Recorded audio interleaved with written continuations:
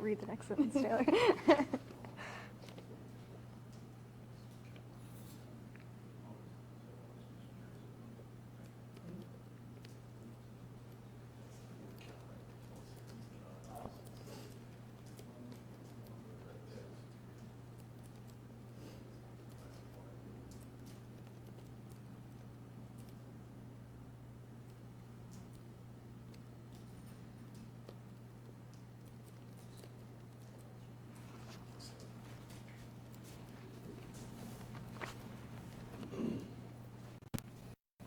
Okay, is anybody, just so I know, is anybody live streaming this? You are? Okay. I will do my best not to say anything that isn't FAA approved, but I wouldn't, before we get into the facts of what happened earlier this week to result in the death of the 2-year-old child here in Covington, would ask that all of our friends in the media be very cognizant of the fact that these stories that you all publish will never go away. And even if this child's name is not published, the parents' names, his deceased brother's name, that will never go away. It will always be out there somewhere, and he's never going to be able to escape Google. So I would ask you to be very intentional in what you publish and very cognizant of the fact that someday this 3-year-old boy is going to Google his name and his brother's name and his parents' names, and he's going to see all these articles and this news coverage over what happened to his brother when he was 3 years old. And would ask you to think before publishing his name and think before publishing any statements that he made during his CAC interviews. Those CAC interviews are certainly not intended for publication, and likewise, even though these arrest warrants are public record and you're certainly entitled to all the information that is in there, they are not composed for the purposes of publication. Those are not a press release, and so not everything that goes, every detail that goes into a warrant is not necessarily appropriate for public broadcast. So if you would keep the child in mind when you do your reporting, I think we would all appreciate it. I'm here today to discuss the death of 2-year-old Khalil Adams. I only say his name publicly because it's already been released by the Hamilton County Coroner's Office. And yesterday, the arrest of his parents, Selena Farrell and Tashaun Adams. I think just for clarification purposes, Ms. Farrell neither one of the parents were initially arrested on the manslaughter charge that they now face. Ms. Farrell was arrested on a probation violation warrant after the U.S. Marshals located her hiding out in a hotel room in Florence. When they found Ms. Farrell, she was in the company of Mr. Adams and the other individual whose name has been published but escapes me at the moment. He was also present in the hotel room with Ms. Farrell and Mr. Adams. That is why he is facing a hindering apprehension charge in Boone County. And just to be clear, those hindering apprehension charges that individual and Mr. Adams face are in Boone County. They are misdemeanor charges. They're not going to be prosecuted by my office. Those will be handled by the Boone County Attorney's Office. One note, though, the individual who was charged with hindering apprehension along with Mr. Adams was present in the apartment when Khalil was shot.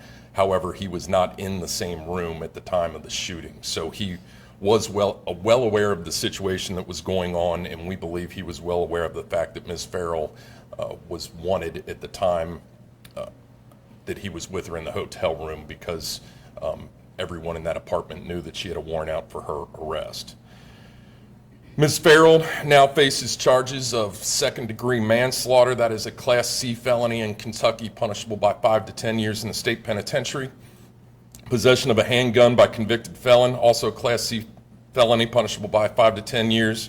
And abandoning a minor, which is a Class D felony, punishable by 1 to 5 years.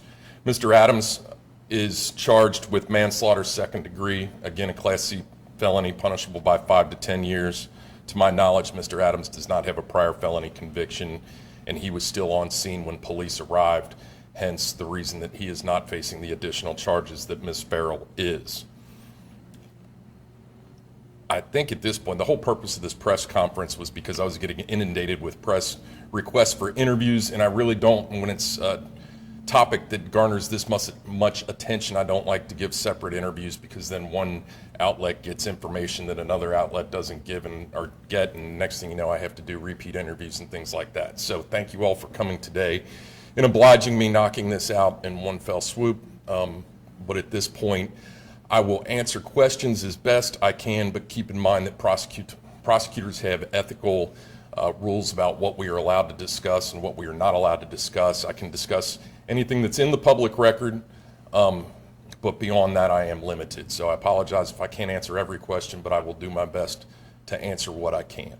Can you talk a little bit about the decision to charge in this case, obviously an accident with the, or you would determine this an accident, I guess? You know, I really don't like the term accident, because I think accidents, in my mind, are unavoidable. And this certainly was not a situation that is, this was very much avoidable. This was not an unavoidable set of circumstances. This shooting death was caused by the fact that two adults left a loaded handgun with a round in the chamber within reach of a 3-year-old child that they did not supervise. So this is certainly not an indictment of guns or gun owners. This is about personal responsibility of two grown-ups, and that involves both the responsible gun ownership as well as the responsibility of raising your children and supervising your children, and certainly supervising them much more closely and carefully when there's something as dangerous as a loaded handgun in their vicinity. Did they say why they had the handguns, especially since she was already a convicted felon and not allowed to have one? Did they give you any insight into that? I believe they told detectives that it was for protection.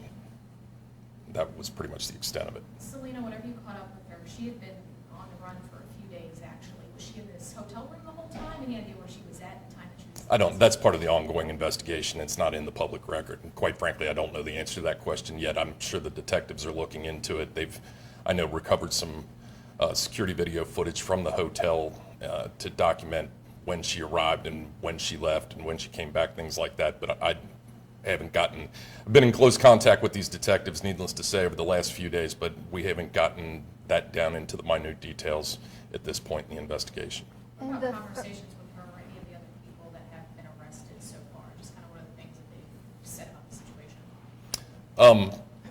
Other than the statements that are in the public record, I'm not allowed to talk about what defendants have said or refused to say to police. So there's really not much of their statements in the police or in the public record. I will just say the police have interviewed both of the parents. The third individual, Jeremiah Thomas, what was his relationship to the parents? Is it a friend? I guess friend, roommate, lack of a better term. I don't think that there is any blood relationship to my knowledge, but he was just an individual who was sleeping in a different bedroom. This apartment is essentially a one-bedroom apartment. The parents had a mattress on the floor in the living room of the apartment, and they were sleeping on that, and the children were sleeping on a couch that was immediately adjacent to the mattress on the floor. How many kids were there at the time? Was it Two. just the two? Okay. Yes, ma'am. Can you speak to, this was the first of 2 child shooting deaths in Covington within 2 days. Can you speak to that as far as, your role as prosecutor, but also just as a member of the Kent County community and the world? Well, it's 2 very different situations, and I'm not going to go into a lot of the details about the shooting that resulted in the death of the 14-year-old child, except to say that neither of these deaths would have happened if children weren't in possession of guns. Obviously, very different set of circumstances, different ages of the children. Nevertheless, it goes to say that their parents need to do a lot better job of supervising their kids to make sure that we don't have kids with guns. It's No deadly. other allegations of any other sort of abuse or anything like that? I don't know. We have issued a grand jury subpoena for the cabinet records, which is the Cabinet for Families and Children, to see if there are any previous reports or anything like that. But right now, not to my knowledge, we haven't received the response to that subpoena yet. What's next with just the investigation? Well, the investigation is ongoing. To my knowledge, Mr. Adams is still in the Boone County Detention Center where he's dealing with that hindering prosecution charge. Ms. Farrell was arraigned this morning in Kenton District Court. She was scheduled for a preliminary hearing on the manslaughter, handgun by felon, and abandonment charges on January 31st at 1:30 in courtroom 1A of our courthouse. She also has a probation revocation arraignment on Monday, January the 29th, which is at 9 a.m. in courtroom 6A. That is simply to inform her of the alleged violations of her diversion agreement, and the judge will set a hearing on those violations. I'm sorry if I missed this, I just asked a question related to the gun that was used in this case. You know when it got that, how long they'd had it, that type of thing? I don't know the date. I know that the gun was purchased by Ms. Farrell. I believe it because it was purchased from a federally licensed dealer who would have done a background check on her. I'm assuming that it was purchased before she pled guilty to a felony, because obviously if it was after, it should have flagged her, and I trust that when a federally licensed dealer sells a gun, they're pretty efficient in their background checks, and that shouldn't have been sold. So I'm assuming it was before she pled guilty. And you mentioned that this was avoidable. Do you think that Kentucky's current gun storage laws are adequate, or? Yes. I mean, the bottom line is they're adequate. We've got charges on them. It's not the law that's the problem, it's the parenting. This, like I said, was very much avoidable. They could have secured the weapon. There's a number of different ways to secure a weapon. Obviously, you can lock it up in a safe or something like that, but you can also make it so that a 3-year-old can't operate the gun in a number of different ways, including taking the bullets out of the chamber. So that something as simple as unloading the gun could have prevented this tragedy. And it doesn't take much pressure to pull the trigger of a gun. It does take quite a considerable amount of pressure to rack the slide of a gun, or otherwise, move a bullet from the magazine into the chamber. It takes a lot more strength than just pulling the trigger. I think a trigger pull on a Glock handgun such as this is only about 5 pounds, which is not much at all. Was the other child hurt in pulling the trigger, or is the other child okay? No serious physical injury whatsoever. Were there any kind of gun locks or safes or anything in the house that you guys found? Not to my knowledge. And did she say why she took off? I mean, was there any, I believe if you read her arrest warrant, it reflects her reasoning, and that she knew her child was going to die, so she wanted to be free for the funeral, which the irony of that statement is she had a probation violation on a 1 to 3 year Class D felony, which is our lowest level Class D felony in Kentucky. It's not even punishable by a full 5 years. And chances are, if she had gone, first of all, the police officers who arrived on the scene and treated the child and loaded the child up to go to the hospital, they would have had no idea that she would have had that warrant at the time. Now, eventually they would have found it, I'm sure, and served it because it's a court order. But she would have been in and out of the jail probably in a matter of hours, no later than no later than the next day. This was on a Monday, so no later than the next business day, I believe she probably would have been released based upon how our justice system works here in Kentucky. And low-level offenders like that are not held in jail even for probation revocations in most circumstances. So if she'd have just been booked through, making the child's funeral would not have been an issue. And early on in the investigation, you guys mentioned that Adams, the father, was cooperating with police, but then you said later he was with Farrell at the hotel when she was found. Did he continue to cooperate with you guys, or? I'm not sure that there was a whole lot of need for cooperation from that point on. I mean, obviously, it was hindering the police investigation by him assisting her and hiding in a hotel room. And again, I don't want to get too far into the details, but he was assisting her in hiding from police, and that hindered the apprehension. Part of the investigation, in addition to what the police detectives have been doing, is my office staff's been researching Kentucky law and precedent on this, and there is no reported case law in Kentucky on charging a parent who failed to secure a loaded handgun from a 3-year-old child.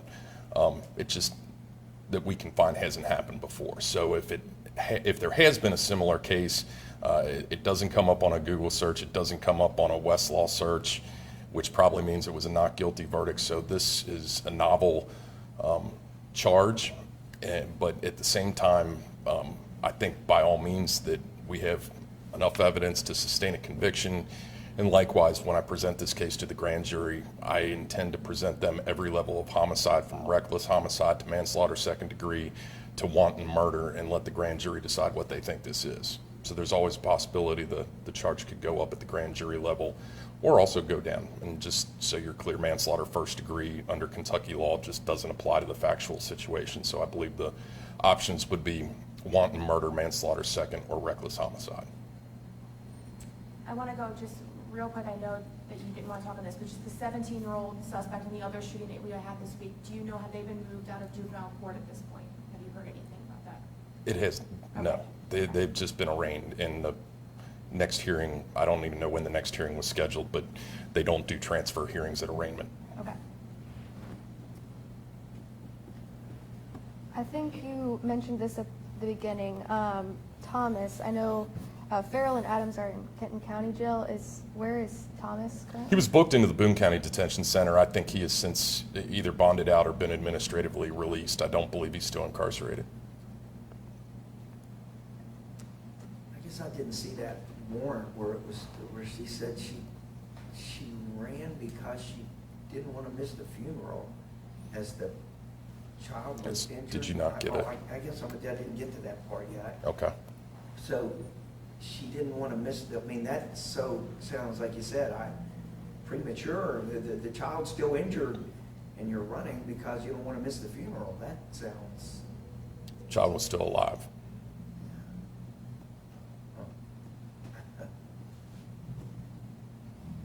That's maybe a first. Brian, I've got lots of strong feelings about it, but I'm not allowed to talk about my feelings in a press conference because of the prosecutor ethics rules, so we'll just see how a jury feels. What's that? Thank you so much. My pleasure. Okay. As always, if anything comes up that you forgot to ask today, shoot me an email. I'm hoping to get rid of you all. No offense. But I got another trial to get ready for this weekend, so I'm hoping to put this case to rest for a little while. Before we leave, I just want to thank Chief Brian Valenti from the Covington Police Department for coming down, and the other two gentlemen in the suit jackets next to him are Detectives Jim Lindeman and Adam Yule, who are the lead investigators on the case, along with Captain Jen Rudolph, who's the head of the Crime Bureau in Covington, and Assistant Chief Matt Winship. It's been a tough week for all of us, I think. It's really some ugly factual situations we're dealing with, but obviously Khalil could use your prayers for his afterlife. His older brother, I can't imagine what life would be like for him going forward. He could use your prayers. The police officers that did CPR on this 2-year-old little boy, and the paramedics who worked on him and took him to Children's, and all the Children's ER staff, I think all those first responders could use your prayers as well, because I've seen the body cam video and it's pretty tough to stomach, so keep those folks in mind. Thank you all. Real quick, Oh. did the father end up going to Children's, or was Khalil there by himself? In all fairness, the father was taken in for questioning, so for him, going to Children's was not an option. However, I think at the time that all the chaos of the scene was first happening, the police officers thought that the mother she was not there when police arrived. When we review the body cam video, she's nowhere there. But as police first began the investigation, I think they all assumed, well, she must have gone with the ambulance because she's not here. And then lo and behold, as they started the investigation, it turns out that she fled the scene in a vehicle before police arrived, after the 911 call, but before police arrived. Okay? Great, thank you all.